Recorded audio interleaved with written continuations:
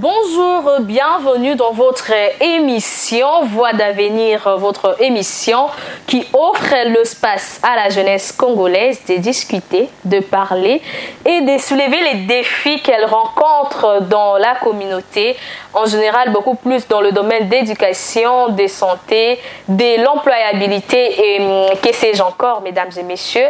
Comme on l'a dit, Voix d'avenir, cette voix, c'est la jeunesse et l'avenir, c'est quand? L'avenir de demain, c'est maintenant. L'avenir, c'est juste la minute qui vient après celle-ci, juste la seconde qui vient après celle-ci, mesdames et messieurs. Aujourd'hui, nous sommes le 11 octobre, la journée internationale de la jeune fille. Une journée dédiée à cette jeune fille-là, de pouvoir, une journée qui rappelle les défis et les difficultés que rencontre cette jeune fille, mais aussi cette jeune fille qui est aussi actrice du changement dans sa communauté. Aujourd'hui, je ne suis pas seule, je suis avec une grande dame, une activiste qui est aussi actrice du changement dans sa communauté. Je cite Madame Onette Lenzo, qui est directrice exécutive nationale de l'ONG Les Ailes du Cœur, une organisation de jeunes qui œuvre dans la promotion des droits de jeunes, notamment le droit à la santé et à l'éducation. Onette Lenzo, bonjour, bienvenue. Bonjour Béni, merci. Vous êtes aujourd'hui directrice exécutive de ONG Les Ailes du Cœur. C'est une grande chose, un très grand poste, et pour arriver là, c'est sûr, vous avez eu à gravir les étapes de montagne.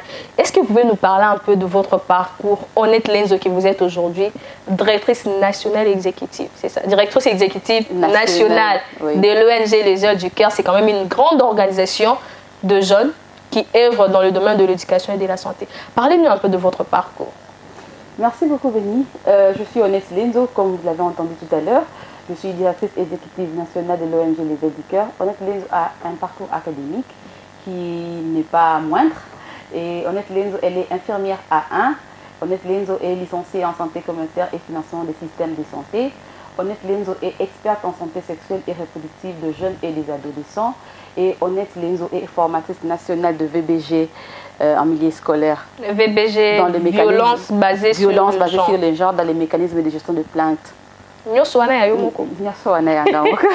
que ça fait un gros paquet en une seule personne, une seule jeune dame, mais qui est actrice du changement dans la communauté. Mesdames et messieurs, comme vous savez, en RDC, le jeune rencontre plusieurs difficultés, plusieurs défis, mais ces jeunes aussi sont acteurs du changement.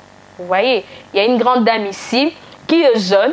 C'est sûr, vous rencontrez aussi des difficultés. Bien sûr. Vous rencontrez aussi des défis qui vous ont parfois donné l'occasion d'abandonner. Oui, étant jeune, en plus jeune fille, la jeune fille congolaise, elle affronte beaucoup de défis. Et ces défis ne sont pas seulement liés à la personne, mais ces défis sont liés aussi à la société et à la situation économique et sociale de notre pays. Ce qui fait que le manque d'information fait partie des défis que la jeune fille congolaise rencontre. Et les grossesses précoces, ça fait partie des défis que la jeune fille congolaise rencontre. Et le manque d'accès aux services de soins. Vous savez que quand on a un problème de santé et qu'on... Ça, ce sont les défis que rencontre les jeunes filles en matière de la santé reproductive. Bien sûr, quand on a un problème où on veut discuter avec un corps médical, où on veut partager avec quelqu'un qui a de l'expérience en santé sexuelle et reproductive, et que les portes sont fermées, vous voyez que même si on a la volonté, mais on ne saura pas avancer. Donc, les manques d'informations, les grossesses précoces, le manque de services, ça fait partie des défis et parfois les régions sociales. Et la jeune fille congolaise est butée face au rejet social. Ce qui fait que dans la communauté, dans notre religion, dans tout ce que nous faisons, il y a les regards extérieurs qui nous intimident. Et ce qui fait que la jeune fille congolaise... On a toujours peur de voir qu'est-ce que X va dire par rapport à ma situation, les jugements des autres. Oui. Ce qui fait que la jeune fille congolaise a toujours tendance à avoir peur d'agir parce qu'elle s'est dit, qu'est-ce que les autres diront de moi? Donc ça fait partie des barrières, ça fait partie des défis que la jeune fille congolaise rencontre dans son cursus ou dans son parcours de là où il va évoluer. Très bien. Donc, ce qu'on peut comprendre, c'est que vous aussi, vous avez rencontré des difficultés pour être honnête, Lenzo, que vous êtes aujourd'hui. Oui, mais si vous pouvez nous dire un peu, qu'est-ce qui vous a motivé pour vous engager dans cette lutte? Parce que la santé reproductive, c'est une question qui reste encore tabou dans la communauté. Voir une jeune fille qui défend le droit des femmes, qui défend le droit de la jeune fille, le droit d'accès à l'éducation, à la santé, la promotion du leadership féminin aussi, parce que vous êtes jeune leader. Bien sûr. Vous faites la promotion du leadership féminin aussi. Qu'est-ce qui vous a un peu poussé à s'engager dans cette lutte? Si aujourd'hui vous me voyez devant vous, peut-être que vous ne le savez pas, je suis une fille du Congo central, née et grandie dans la ville de Boma. Et par rapport à... Ça, je ne savais pas, hein, je viens de découvrir. Par rapport à d'où je viens, on nous considère comme étant de villageoises.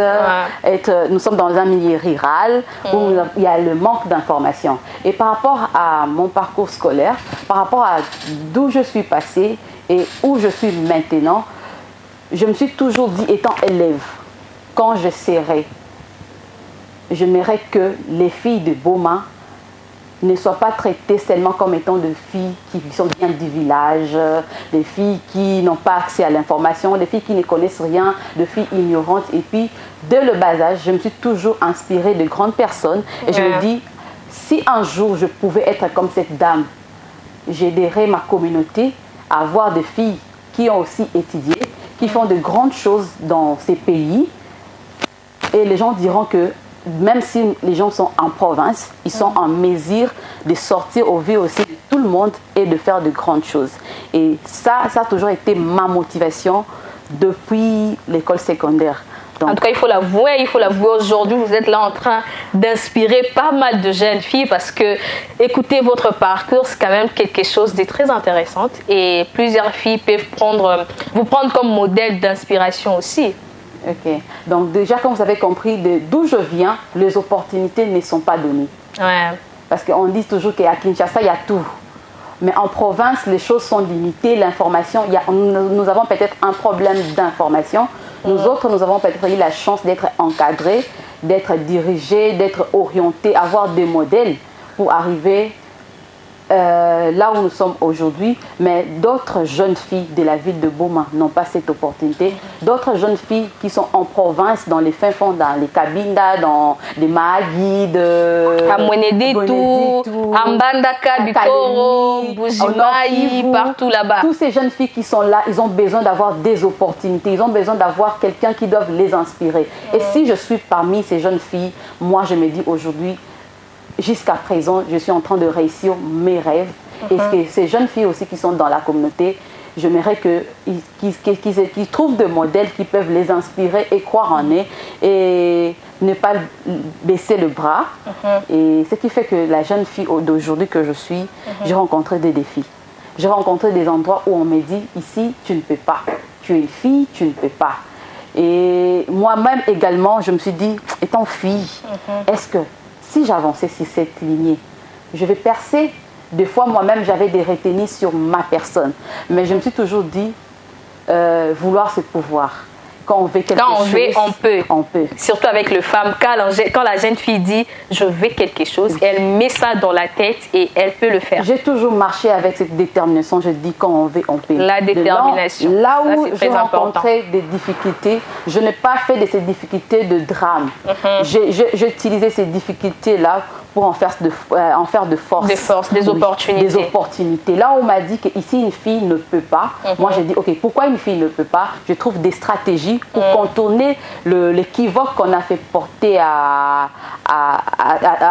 les barrières qu'on a mis à la jeune fille et moi je surpasse. Donc c'est comme ça que je suis arrivée là où je suis aujourd'hui. Comme je vous ai dit, directrice exécutive de Eldiker, je n'étais pas directrice avant.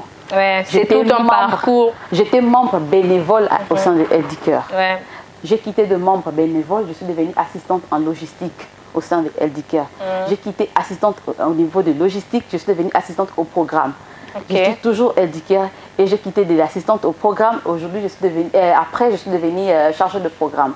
Et aujourd'hui, par rapport à ces compétences, par rapport à la confiance que les membres de l'ONG des Eldiker ont en moi, et la capacité qu'ils ont vu en moi de servir et d'organiser, ils ont dit non. Ils vous ont confié la charge là d'être... Ils m'ont confié la charge. C'est une lourde responsabilité, hein? Oui, bien sûr.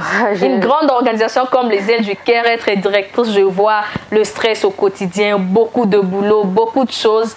C'est quand même quelque chose de très lourd. Bien sûr, surtout que les Ailes du Caire se retrouvent au niveau des 11 provinces au sein de la République démocratique du Congo et être directrice exécutive de ces 11 provinces. Donc vous gérez le 11 lignes au même moment, de gauche à droite, ça fait beaucoup de choses quand même. Donc c'est ça. Très bien, mesdames et messieurs, vous comprenez que c'est tout un parcours. Ça rime aussi avec notre thème qui est la fille que je suis et les changements que je mène. Honnête Lenzo Kele, la fille qu'elle est et les changements qu'elle mène dans la communauté. Vous avez parlé de quelque chose de très capital, l'accès à l'information et aux opportunités dans le milieu rural et dans le milieu urbain. Vous pensez qu'il y a quand même une différence là par rapport aux deux filles, la différence entre milieu rural et milieu urbain? Beaucoup plus avec le jeune fille. Oui, par rapport à la jeune fille qui est en milieu rural et la jeune fille qui est en milieu urbain, ces deux jeunes filles sont tous jeunes filles congolaises qui bénéficient des droits congolais, mais ces jeunes filles rencontrent des opportunités différentes. La jeune fille au niveau rural, elle a un problème d'information. L'information au niveau rural, ça arrive. Nous ne pouvons pas dire que partout ça n'arrive pas, mais c'est un problème majeur qui touche la jeune fille au niveau rural. La jeune fille au niveau rural a un problème sérieux d'information et la jeune fille urbaine a l'information, mais elle est bitée face à certains défis qui est peut-être lié au VBG, qui est les violences basées sur les genres, qui a la jeune fille au niveau urbain et à l'information, à l'accès à toutes les opportunités qui peuvent se présenter à elle, mais elle a la facilité à mobiliser et à sensibiliser, mais elle est bitée par rapport à certaines réalités de la vie. Qui fait que... Même l'information là dans le milieu urbain, comme vous avez dit, il y a de jeunes filles aussi qui rencontrent beaucoup de difficultés pour accéder à l'information. Vous verrez même à Kinshasa, il y a de jeunes filles qui ont de grossesses précoces, les infections sexuellement transmissibles. Ça démontre que elles ont aussi des difficultés d'accéder aux informations. Oui, la jeune fille au milieu rural urbain a l'information. Mais vous savez que nous avons aussi la pression sociale. Ça aussi, c'est la pression sociale, ça fait partie des éléments qui peuvent influencer les décisions d'une personne. J'ai l'information, mais par rapport à la pression que je reçois de mes pairs ou de ma communauté, ça me pousse à agir outre que les informations que j'ai. Mais je me aussi demander, la jeune fille au milieu urbain, à quel type d'information? Il ne suffit pas seulement d'avoir l'information, mais il faut avoir une bonne information. Quand on a une bonne information, nous savons agir au bon moment et être autonome de ses décisions et avoir les macoquilles à moi, ça veut dire que donc le pouvoir, la possibilité, le pouvoir d'agir. Ma coquille à moi aussi. Oui, ma coquille à moi aussi. Et la jeune fille au milieu urbain a ce problème de ma coquille à moi aussi. Ma coquille à moi aussi, oui. Ça c'est quelque chose qu'il faudrait vraiment réfléchir là-dessus, hein, essayer d'amplifier nos voix pour qu'on puisse donner à cette jeune fille-là, c'est ma coquille. Oui, j'ai le choix de choisir ce que je veux. C'est mon corps, c'est mon avenir. Mais est-ce que j'ai le pouvoir? C'est là où la jeune fille est parfois butée. J'ai le choix. C'est mon corps, c'est mon avenir. Et là aussi l'information. J'ai l'information. Mais est-ce qu'elle peut? Est-ce que j'ai le pouvoir de la décision? C'est ça. C'est le problème que la jeune fille rencontre. Ok. Et dans le milieu, au fin fond, comme on a dit, difficulté d'accéder même aux informations. Il y a des filles qui ne savent même pas comment se protéger pour le grossesse précoce, qui ne savent même pas qu'elles ont droit d'accéder aux méthodes contraceptives.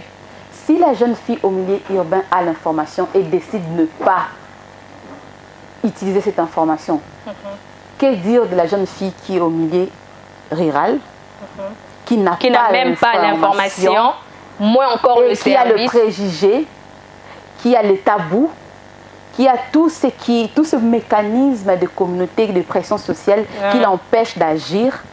Vous pensez que cette jeune fille pourra agir, elle pourra faire le bon choix. Donc la jeune fille au milieu rural a un problème d'abord de choix. C'est son corps, oui, mais ce ne sont pas ses choix. Ce qui fait que nous recourons au mariage précoce.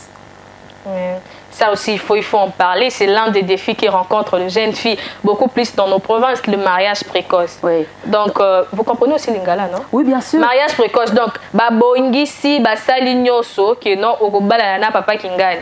Et orobo ya pété. Bazio jeune fille, voilà, bakio pesayo, papa mokobo. Et puis, vous n'avez pas le droit de refuser. Mariage précoce, ça, il faut insister aussi. Les mariages précoces, ça fait partie des sérieux problèmes, surtout au milieu urbain. Même aussi au niveau du milieu rural, il y a ces problèmes des mariages précoces. Mais ce n'est pas trop accentué parce que la jeune fille a la facilité à l'éducation. Les jeunes filles au niveau urbain, ils ont la facilité d'être scolarisées, ils ont la facilité d'être encadrées. Il y a des sites de formation. Surtout avec l'Internet aujourd'hui, oui. Les jeunes filles peuvent se cultiver. Oui, avoir accès aux informations. Au milieu rural, c'est compliqué. C'est compliqué, ce qui fait que Baba Lobby est au Kobala. Donc, on t'oblige d'épouser quelqu'un que tu ne veux pas juste parce que tes parents disent qu'à la maison, tu n'as rien à faire. Et la jeune fille, elle est préparée pour les mariages et que toi, tu es déjà prête pour les mariages. Vas-y, on va te caser. C'est comme ça qu'au niveau des Okatanga, les ailes du cœur mènent des activités concernant le mariage précoce avec un de nos partenaires, Girl First Fund. Donc l'équipe LDK Okatang a des activités de réinsertion de jeunes filles certains parents ont eu à marier précocement, qu'aujourd'hui, grâce aux ailes du cœur, ils ont trouvé leur autonomie, ils ont le choix et ils ont l'avenir devant eux. Ça, c'est quelque chose de bien. On pourrait peut-être avoir les témoignages de ces jeunes filles-là. C'est ça. Ça pourrait peut-être encourager d'autres filles aussi qui sont presque dans la même situation parce que la plupart des filles qui sont dans ces problèmes de grossesse précoce ne l'ont pas voulu.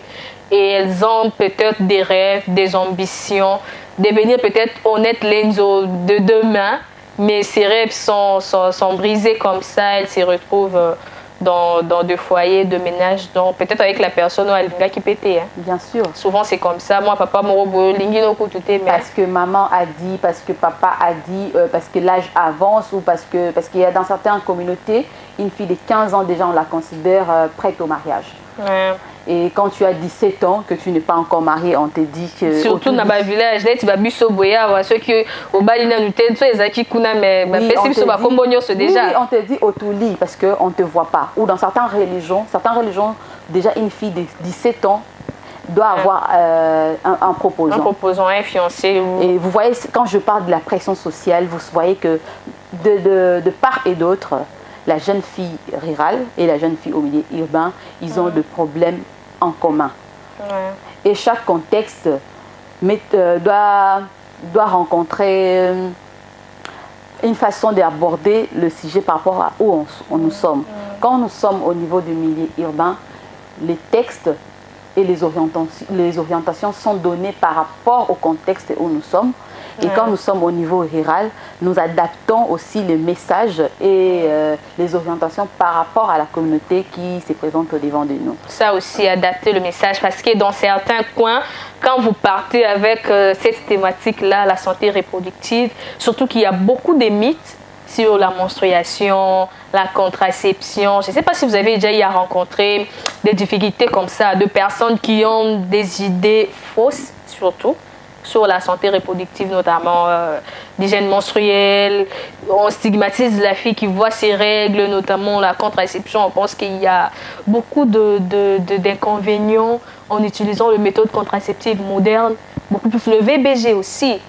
Au fin fond là-bas, la femme n'est pas considérée, cette jeune femme-là. Il y a même des discriminations, on peut dire à la jeune fille, toi tu ne pars pas à l'école, tu laisses ton frère aller à l'école, toi tu es destinée au mariage. Ce sont des difficultés que la jeune fille la rencontre aussi. Oui, la jeune fille, autant que le milieu urbain et le milieu rural, la jeune fille rencontre plusieurs difficultés. Quand déjà parlons de violence basée sur les genres, déjà cette thématique, déjà dans notre pays, quand vous parlez genre, tout le monde est en alerte. Or, ils ne savent pas donner l'opportunité et la chance à la jeune fille de fréquenter l'école. Ça fait partie des genres. Nombreux ne comprennent même pas quand on parle de l'égalité des genres, l'égalité devant les opportunités. Ils pensent, mais bino boningi boko mami bali, moi si yako mamo bali et tout ça. Il y a des personnes qui ne comprennent même pas dans quel contexte, qu'est-ce que nous sommes en train de revendiquer, qu'est-ce que nous sommes en train de promouvoir pour cette jeune fille-là. La plupart des personnes ne comprennent pas. Nous avons ce combat-là pour lutter d'abord par rapport au genre. Ouais. Et nous luttons aujourd'hui pour que la jeune fille puisse bénéficier de la même manière que les jeunes garçons ou les jeunes hommes a les opportunités et que la jeune fille aussi puisse avoir ces mêmes opportunités. Parlons de santé sexuelle et reproductive. Aujourd'hui, c'est plus facile pour un homme de se présenter dans une pharmacie pour se procurer de méthodes contraceptives que pour la jeune fille. Parce que les pharmaciens vont me regarder d'un œil douteux, les pharmaciens vont me juger, les gens dans la pharmacie vont me regarder d'une façon compliquée. Et ça aussi, c'est l'un des difficultés. C'est l'une des difficultés que la jeune fille rencontre. Oui, aujourd'hui, je peux être là, après avoir connu certaines choses dans ma vie, je me dis, je vais dans une pharmacie pour me procurer tel produit, mais quand je pense aux préjugés que le pharmacien aura sur moi, je me dis... Surtout sur les pharmaciens quartier. Voilà un problème, les choses. Tu comprends toi-même. Ouais. Je me dis, je ne peux plus avancer et je reste comme ça. Ce qui nous amène aujourd'hui aux grossesses précoces. Une jeune fille de 15 ans qui tombe enceinte, non pas parce qu'elle n'avait pas l'information, mais parce que la pression sociale, le regard des autres, le pousse à ne pas agir correctement. Raison pour laquelle tout à l'heure je parlais de ma coquille à moi aussi. Avoir le pouvoir d'agir, avoir le pouvoir de dire non. De décider sur son propre corps. Avoir le pouvoir de décider sur son propre corps. C'est ça le grand problème que rencontre la jeune fille, autant au milieu rural qu'au milieu urbain.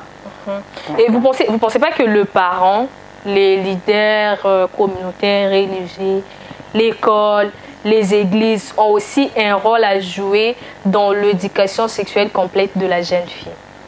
Étant père éducateur déjà de base, étant directrice exécutive de l'ONG Les Éducateurs, étant experte en santé sexuelle et reproductive des jeunes et des adolescents, je dirais que l'école, la famille, la communauté a une grande responsabilité envers les jeunes filles de notre pays. Parce que ce que l'enfant rate à la maison, l'école peut rattraper ça au niveau scolaire. Ce que le niveau scolaire n'arrive pas à donner à 100%, la communauté peut aussi soutenir ou aider le niveau scolaire à orienter la jeune fille. C'est pourquoi nous étant une ONG de jeunes, nous luttons plus à l'information. Nous sommes plus là pour donner l'information et la bonne information. C'est comme ça que nous passons dans des écoles, nous passons dans la communauté, dans des églises, dans des universités. Parce que toutes ces personnes-là ont aussi un rôle à jouer dans l'éducation. Oui, pour sensibiliser et informer et apporter la bonne information, afin qu'une personne qui vient vers vous, étant pasteur que je suis, une jeune fille qui se présente dans mon bureau, je dois vous êtes pasteur? C'est l'exemple. Donc, étant pasteur que je suis, si une jeune fille venait dans mon bureau poser un problème, je dois savoir comment orienter cette jeune fille avec l'information réelle et la bonne information. Mais dans les églises, on insiste juste sur l'abstinence. On oublie que c'est quelque chose de difficile pour la jeunesse. Hein? Vous savez, s'abstenir, c'est une bonne chose. J'encourage l'abstinence. Pour être au début devant vous aujourd'hui, avec toutes ces ambitions que j'ai, je suis passée par beaucoup de choses. Mais je vous dis, étant jeune fille, la vie ne nous est pas donnée facilement. Les choses ne nous sont pas données en cadeau. Aujourd'hui, je peux vous conseiller de vous abstenir. Demain, vous serez buté devant certaines situations qui font de vous de vulnérables. Mais je n'aimerais pas que vous soyez de vulnérables seulement parce que vous vous êtes retrouvé dans des situations compliquées, mais je veux aussi que la jeune fille qui se retrouve dans des situations vulnérables et qui n'a pas d'autre choix de se vulnérabiliser. Mais après cette vulnérabilité, la jeune fille doit se relever. C'est ça aussi les problèmes de jeunes filles. On a souvent tendance à se victimiser, à se vulnérabiliser. Je ne sais pas si ça s'est dit, mais primer ça comme ça. Si elle se retrouve dans des situations vulnérables, la jeune fille, moi je dis, doit apprendre à s'élever et agir pour son propre bien, devenir leader de ses propres choix, de devenir autonome de ses propres choix, d'avoir le pouvoir d'agir quand il faut, au moment qu'il faut. Très bien, Honnête Lenzo, mesdames et messieurs, vous comprenez que la jeune fille rencontre beaucoup de difficultés, mais elle est aussi actrice du changement. Elle rencontre des difficultés pour accéder à l'information, pour accéder aux services, pour décider sur son propre corps, parce qu'il y a cette jeune fille-là qui est obligée à se marier, le mariage précoce, on en a parlé. Il y a cette jeune fille qui est stigmatisée, discriminée pour accéder aux méthodes contraceptives, on en a parlé.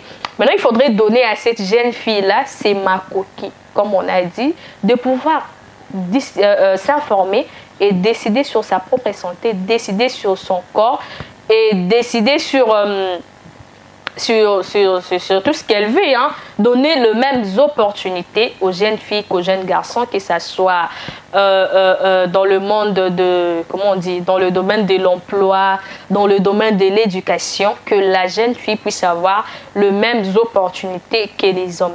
Maintenant, parlant de santé reproductive, est-ce que vous avez quand même les exemples des actions concrètes que le Zèle du Cœur ou même vous-même avez amené, un projet qui a apporté un changement, comme on parle de la jeune fille qui est actrice du changement? Est-ce que vous avez quand même des projets qui ont impacté positivement la vie de jeunes filles?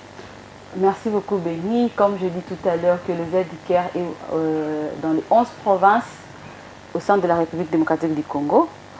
Et dans le Haut-Katanga, à Sakanya, les Zèle du Cœur mènent des activités pour la réinsertion de la jeune fille qui se sont mariées précocement. Donc, nous avons des jeunes filles que les parents ont eu à marier précocement.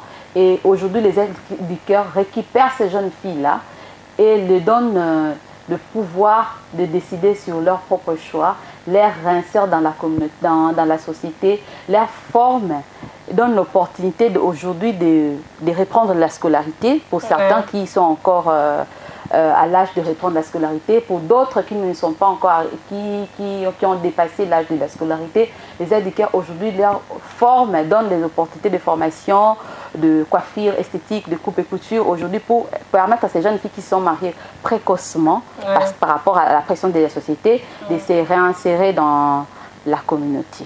Très bien, merci beaucoup Honnête Lenzo, Madame la directrice exécutive nationale. Peut-être pour citer, vous allez regarder votre caméra et donner à cette jeune fille-là qui veut s'engager dans la santé, dans la promotion de ses droits, cette jeune fille-là qui est pleine d'ambition, pleine de rêves, qui veut aussi s'engager et qui veut devenir aussi comme vous, un message pour la jeune fille en tenant compte de notre thème d'aujourd'hui, la fille que je suis et les changements que je mène. La fille que je suis et les changements que je mène.